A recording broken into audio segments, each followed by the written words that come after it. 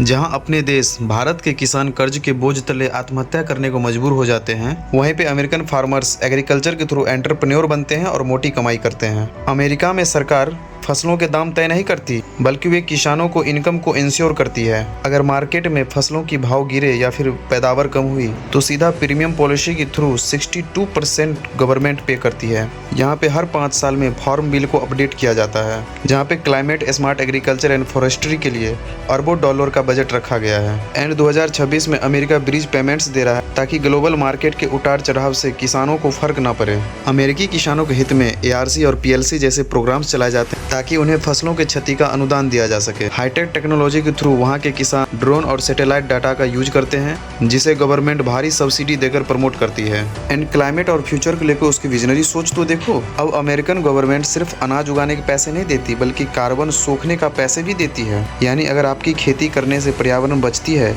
तो सरकार आपको बोनस देगी। क्या हमारे यहाँ ऐसा हो सकता है? बिल्कुल नहीं। कुछ लोग कहेंगे इंडिया में बहुत सारी मेजर प्रॉब्लम्स हैं, मानते हैं भाई कि पॉपुलेशन 50% से ज़्यादा एग्रीकल्चर पर डिपेंड करती है। अमेरिकन फार्मर्स के कंपटीशन में भारतीय किसान के पास ज़मीनें कम हैं। कोल्ड स्टोरेज की कमी की वजह से भारत में 30% से ज़्यादा फल और सब्जियां बर्बाद हो जाती है। हमें अपनी ज्योग्राफिकल लोकेशन के अकॉर्डिंग अमेरिका जैसे टेक्नोलॉजी और इंश्योरेंस मॉडल से हमें सीखना होगा, तभी हम अपने देश के किसानों की स्थिति बदल सकते हैं और देश का दशा भी बदल सकते हैं। वीडियो जो अच्छा लगा तो शेयर कर देना और ऐसे ही कंटेंट के लिए हमें फॉलो करना ना भूलना, और अगर यूट्यूब हो तो सब्सक्राइब कर लेना। Thank you.